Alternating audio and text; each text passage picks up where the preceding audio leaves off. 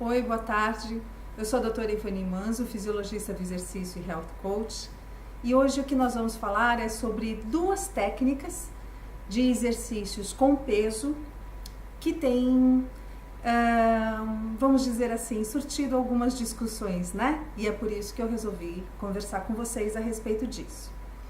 Bem, a primeira coisa que eu queria falar com vocês é a respeito de uma técnica na qual a pessoa que está se exercitando vai ter a sua irrigação sanguínea diminuída. É uma técnica de oclusão vascular. Então é utilizado uma espécie de um torniquete e essa pessoa vai fazer a série de exercício, né, as repetições, com esse torniquete obstruindo parcialmente as suas veias, ou seja, as veias, que são os vasos sanguíneos mais periféricos, eles serão parcialmente ocluídos, ou seja, fechados, e essa pessoa terá então dificuldade na retirada do sangue dessa região. E se existe dificuldade na retirada, sem dúvida nenhuma, ao longo do tempo, a entrada de sangue também começa a ser um pouco bloqueada. Muito bem, essa técnica é baseada no quê? Essa técnica é baseada no fato de que a falta da oxigenação na região vai provocar os mesmos efeitos que a falta de oxigênio pode provocar no exercício intenso. Então, explicando um pouco melhor, quando você faz um exercício intenso, né, é muito difícil você manter uma oxigenação adequada para os músculos em trabalho, porque vários fatores estão envolvidos e se esse exercício é intenso para você, significa que você está fazendo um pouco acima daquilo que seria fácil, então a oxigenação fica um pouco diminuída. Essa falta de oxigênio no nosso organismo, ela promove algumas alterações, algumas adaptações, entre elas, no exercício com peso, induz a hipertrofia. Porque você tem um acúmulo de ácido lático, você tem um acúmulo de íons hidrogênio, H+, né, uma acidificação da região, e tudo isso promove, no final das contas, por aspectos um pouco complexos, entre outras adaptações, uma hipertrofia. Então, algumas pessoas resolveram que se no exercício moderado a forte houvesse uma obstrução parcial, você iria simular essa condição de exercício intenso e obteria então as mesmas respostas. Bom, eu não estou aqui hoje para falar das respostas ou se isso tem fundamento fisiológico ou não, tá? O que eu queria conversar hoje, falar hoje, é a respeito dos riscos dessa prática. Essa prática vem sendo difundida em todas as redes sociais como se fosse alguma coisa muito simples de ser feita e que não acarretasse nenhum tipo de risco. E isso não é verdade.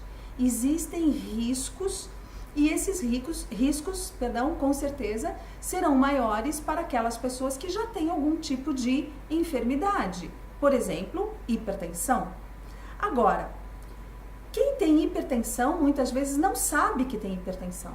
Ou muitas vezes você vai fazer exercício e sua pressão está alterada porque você passou um dia estressante, porque você acabou de ter uma notícia ruim, porque você quase foi assaltado, enfim, diversas coisas podem alterar a sua pressão arterial, mesmo que momentaneamente, e a sua pressão estar alterada para cima. E se você faz isso no seu treinamento, você tem risco de infarto do miocárdio, você tem risco de acidente vascular encefálico, de morte súbita. Nós não estamos falando de brincadeira, nós não estamos falando de mais uma técnica, se não der certo a gente vai rir disso depois. Nós estamos falando de algo muito sério. E eu vou deixar embaixo no vídeo um artigo que fala sobre isso, sobre os riscos dessa prática, tá? Então eu não estou falando baseado em achismo, mesmo porque, sabendo um pouquinho de fisiologia, você já consegue ver que existe um risco muito grande nessa prática. As pessoas que não têm nenhum problema cardiovascular podem desenvolver problemas com essa prática. Então é um risco muito grande. Sem comentar se isso vai dar certo ou não. Eu queria comparar essa prática que está sendo difundida a outra prática que também já foi muito difundida e que agora parece que está um pouquinho excluída, que é a utilização de suplemento de óxido nítrico. Primeiro que suplementar com óxido nítrico é algo um pouco impossível, porque o óxido nítrico é um gás. E você não tem como suplementar gás, né? A menos que você colocasse uma máscara para a pessoa cheirar o gás, sei lá, alguma coisa nesse sentido, mas isso é impossível, né? Então isso já causa uma certa estranheza para quem conhece um pouco de bioquímica, para quem conhece um pouco de fisiologia. Mas pensando que seja possível a suplementação com óxido nítrico, o que faz o óxido nítrico? O óxido nítrico é um vasodilatador, ou seja, ele promove dilatação, aumento do diâmetro de vasos sanguíneos.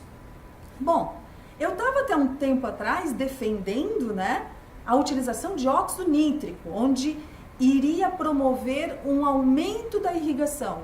E agora existe uma outra técnica que é para promover a diminuição da irrigação. Não precisa saber fisiologia para saber que alguma coisa está errada.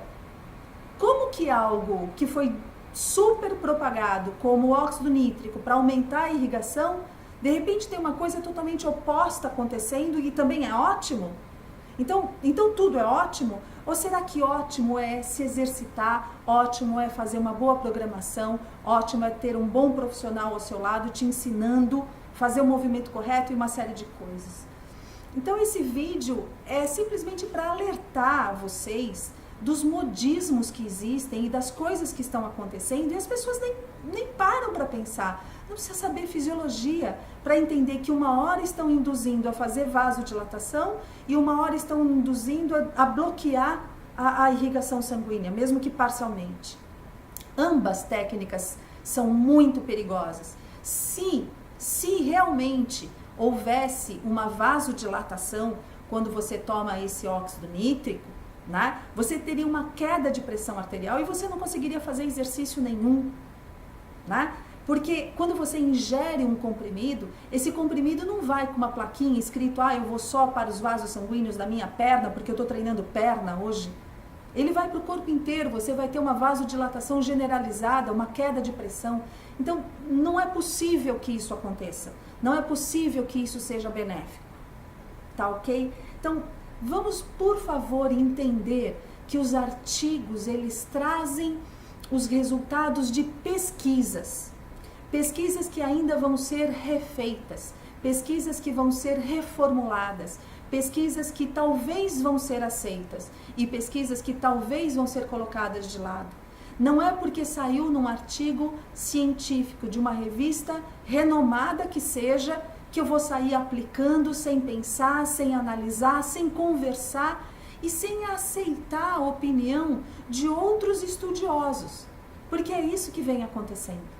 Uma técnica é lançada, alguém sai na frente já fazendo dessa técnica a 8ª maravilha do mundo, né? Então eu peço desculpas da minha inflamação, ao jeito inflamado que eu estou falando, mas eu me preocupo muito. Os meus alunos que talvez vejam esse vídeo, eles vão entender e vão lembrar o quanto eu luto para que as coisas sejam feitas com honestidade, para que as coisas sejam feitas de forma que a saúde seja preservada, tá ok? Bom, esse vídeo tá aí para debate, aceito, sem dúvida nenhuma, as críticas, sem ofensas, por favor, tá?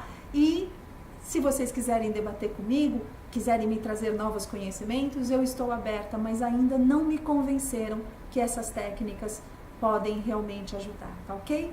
Obrigada pela atenção.